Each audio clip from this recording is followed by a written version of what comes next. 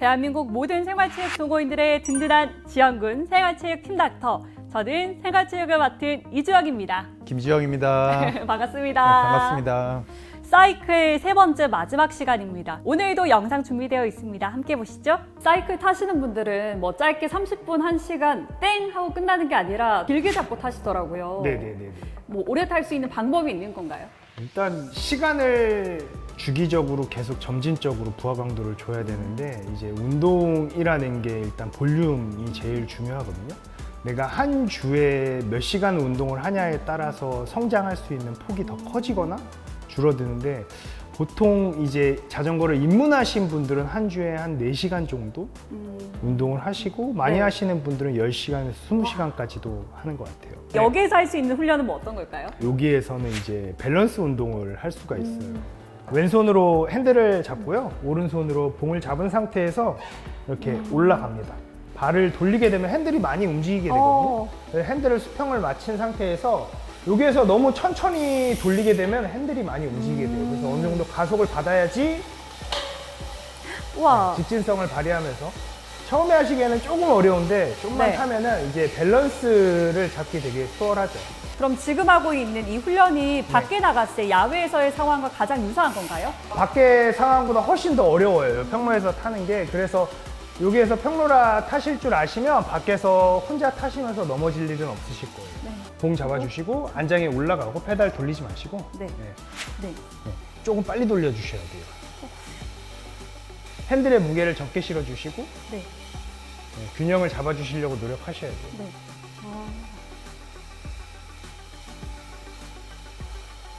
잘하시는데요? 자, 이제 나가셔도 될 것 같아요. 핸들 위치도 여러 가지가 있더라고요. 옆에서 이렇게 처음에 이렇게 기본 동작, 그리고 옆에서 잡고 또 아래쪽에 잡는 방법들이 있던데 아무래도 저는 좀 생소하잖아요. 네. 낯선 동작들을 하다 보니까 그 더군다나 꺾이는 동작이다 보니까 여기에서 통증이 가기도 하고요. 또 오랜 시간 유지하다 보면은 여기에서 또 뻐근함이 오던데 네. 이거는 자연스러운 건가요? 우리가 잡은 다음에 얼마나 거기다가 체중을 실는지도 중요할 것 같고요. 아, 그 다음에 그걸 얼마나 세게 잡고 있는지. 네. 결국에는 강한 힘으로 잡고 있게 되면 결국 손목 주변에 있는 근육들도 굉장히 긴장된 상태로 오랫동안 있기 때문에 근육들이 쉽게 피로해질 수가 있고 또 쉽게 부상으로 이어질 수도 있을 것 같습니다. 그때 쉽게 부상으로 이어진다라고 했을 때 네. 일어날 수 있는 질환들은 뭐가 있나요? 결국에 이제 손목 주변에 있는 힘줄염이죠. 과도하게 손목을 꺾은 상태에서 이제 오랜 기간 있다면은 특히 이제 그 한 50대 이후의 여자분들 같은 경우에는 손목 터널 증후군이 이제 흔히 이제 생길 수 있는 나이거든요. 이제 그런 경우에는 오히려 없던 증상이 생길 수도 있을 것 같습니다. 그리고 또 방아쇠 수지 증후군이라는 것도 있더라고요. 방아쇠 수지 증후군은 뭐냐면은 이제 손가락을 구부리는 힘줄이 있는데 네. 그 구부리는 힘줄이 지나는 길이 있습니다. 그런데 그 안에가 뭐 길 자체가 좁아질 수도 있고 힘줄이 부어가지고 공간이 좁아질 수도 있고 주로 엄지 손가락이랑 세 번째, 네 번째 손가락이 흔히 생깁니다. 그러면 힘줄에 염증이 생기면은 손목 터널 증후군이라고 보는 건가요? 손목 터널 증후군은 엄밀하게 얘기하면 손목 터널의 공간이 좁아져서 네. 신경과 힘줄이 가는 길이 좁아진 상태를 손목 터널 증후군이라고 얘기를 하고요. 눌려서 아플 건가요, 그러면? 그 부분은 눌려서 아프기보다는 손이 좀 뻣뻣할 수가 있고 손바닥에 어떤 감각이 떨어지거나 손이 네. 좀 저릴 수가 있습니다. 그런데 이제 손목 터널은 우리가 요 손바닥 부분이고 네.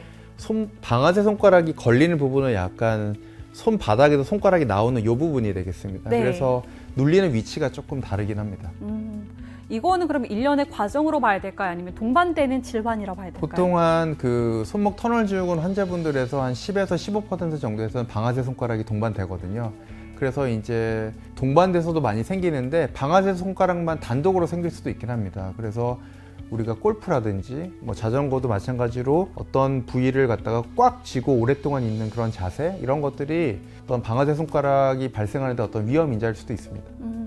두 가지 질환이 일어났을 때 가장 중요한 건 치료일 텐데요. 어떻게 해야 될까요? 손목 터널 증후군의 경우에 어떤 그 손바닥이 저린다든지 감각이 떨어진다든지 엄지손가락을 움직이는 힘이 좀 빠진다든지 이런 신경 증상이 생긴다면은 어쨌든 병원을 찾아서 어떤 상태인지를 평가하는 게 중요할 것 같습니다. 당연히 손목 터널 증후군 환자분들 중에서도 경미한 경우에는 우리가 수술 없이 좀 지켜볼 수도 있거든요. 하지만 이제 방아쇠 손가락의 경우에는 이제 좀 사용을 줄이고 손가락을 좀 뒤로 제끼는 그런 스트레칭만으로도 저절로 좋아질 수 있으니까 먼저 사용을 줄이는 노력을 먼저 해보시고 네. 그래도 안 좋아지면 그때 병원을 찾으셔도 괜찮을 것 같습니다. 그렇군요.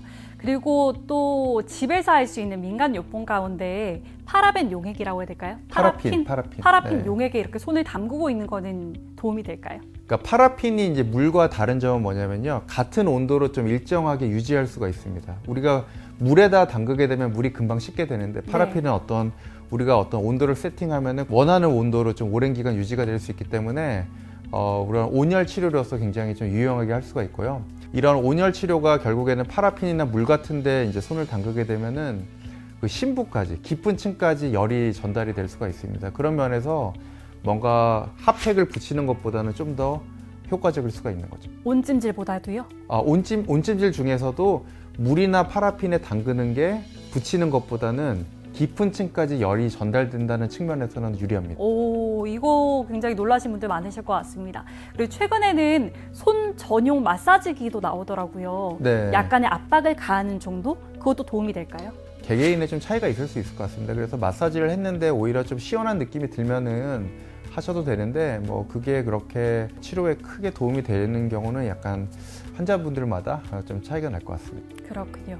우선은 영상이 또 준비되어 있어서요. 함께 보고 이야기 나누겠습니다. 지금은 저희가 주어진 조건 안에서 실내에서 타고 있으니까 변수가 네네. 그렇게 마땅치 않잖아요. 근데 밖에 나가게 되면은 뭐 예상치 못했던 상황이 발생한다거나 이런 거로 인해서 부상이 발생할 수도 있을 것 같고 네. 또 동호인들 많이 겪는 부상들이 있을 것 같아요. 일단 뭐 허리 통증도 통증이고 장경인대염증도 좀 많이 생기는 것 같아요. 이게 원인을 따져보자면 운동은 항상 점진적 부하 강도식으로 계단식으로 올라가야 되는데 너무 높은 계단을 한 번에 올라가서 과도한 운동량을 했었을 때 부상이 있거나 자전거는 이제 기어를 조정할 수가 있는데 좀 무겁게 타는 스타일을 하게 되면 부상이 좀 더 자주 오는 것 같습니다. 그럼 그런 부상들을 막기 위한 방법이 있을까요?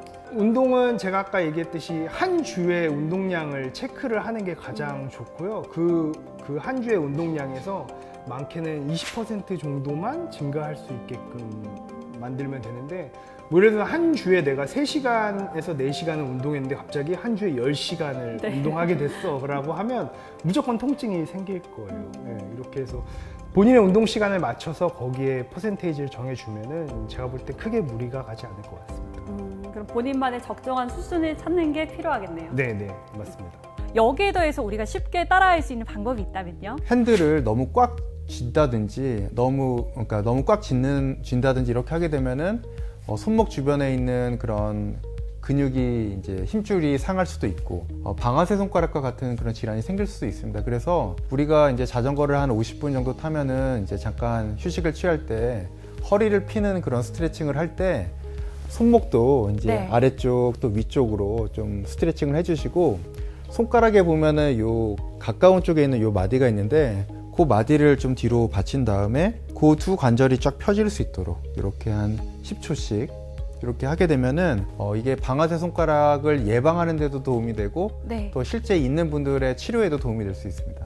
마지막으로 우리 손목 그리고 손과 관련해서 제언을 해주신다면요? 자전거를 탈 때 손목을 약간은 올리고 있기 때문에 손목 터널 증후군 발생이 가능할 것 같습니다. 그래서 손이 저리진 않는지 이런 거를 한번 생각을 해보시면서 자전거를 타시는 게 좋을 것 같고요. 특히 이제 50대 이상 여자분들은 좀 호발 연령이다 보니까 좀 더 이런 손목 터널 증후군에 관심을 가지고 운동을 하시는 게 좋을 것 같습니다. 생활체육 팀닥터 사이클 마지막 편에서는 손과 관련한 부상에 대해서 알아봤습니다. 여러분들이 좋아하는 운동을 오래 하기 위해서는 부상을 입지 않는 것이 중요하겠죠? 정확한 자세, 중간중간 충분한 휴식, 그리고 스트레칭 하는 거 잊지 마시고요. 우리가 자전거를 탈 때 너무 긴장된 상태에서 이제 타게 되면은 근육들이 쉽게 피로해질 수가 있습니다. 근육이 쉽게 피로해지게 되면은 우리가 자전거 사고로 이어질 수 있기 때문에 편안한 상태에서 자전거를 타는 게 중요할 것 같고요. 두 번째로 우리가 자전거를 탈 때 거리를 정해 놓는다든지 시간을 정해 놓고 너무 이제 본인의 어떤 체력이나 이런 거를 넘어서게 운동하는 경향이 있는데 본인의 어떤 수준에 맞게 몸에 이상 신호가 나오면은 중단을 하고 너무 무리하지 않는 게 중요할 것 같습니다. 또한 자전거 탈 때는 꼭 헬멧을 착용을 하시고 신호를 잘 지키는 것 같은 기본 수칙을 잘 지키는 것이 무엇보다 중요하겠습니다. 여러분들의 안전한 자전거 타기를 응원합니다. 생활체육팀 닥터 다음 시간에 뵙겠습니다. 안녕. 안녕.